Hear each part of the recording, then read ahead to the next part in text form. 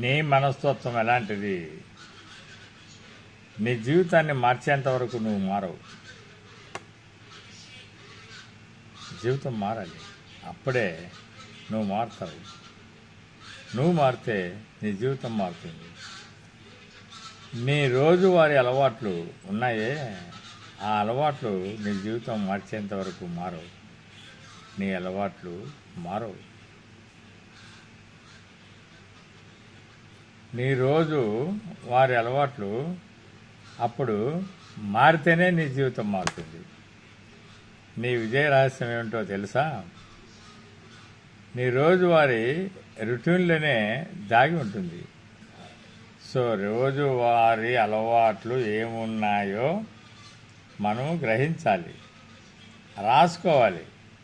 ఆ యొక్క రాసుకున్న రోజువారీ అలవాట్లని ఒక్కొక్కటిగా మనం తప్పులుంటే సరి చేసుకుంటూ చక్కగా మనము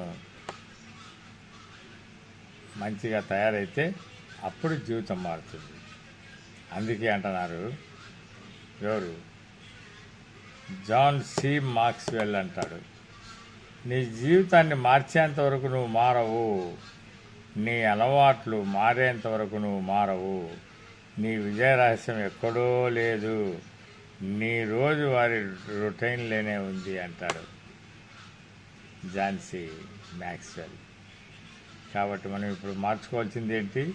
రోజువారీ అలవాట్లను మనం ఖచ్చితంగా మార్చుకోవాలి. మార్చుకోకపోతే క్వశ్చనే లేదు, మారే క్వశ్చన్ లేదు, మన జీవితం మారే క్వశ్చన్ లేదు, ఎక్కడ మారేకి కనపడదు.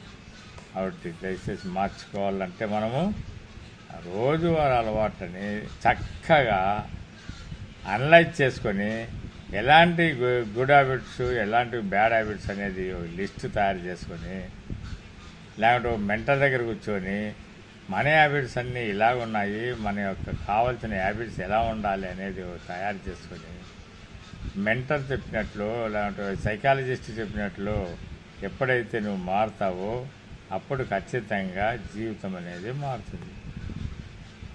నచ్చితే లైక్ చేయండి, సబ్స్క్రైబ్ చేయండి. Thank you.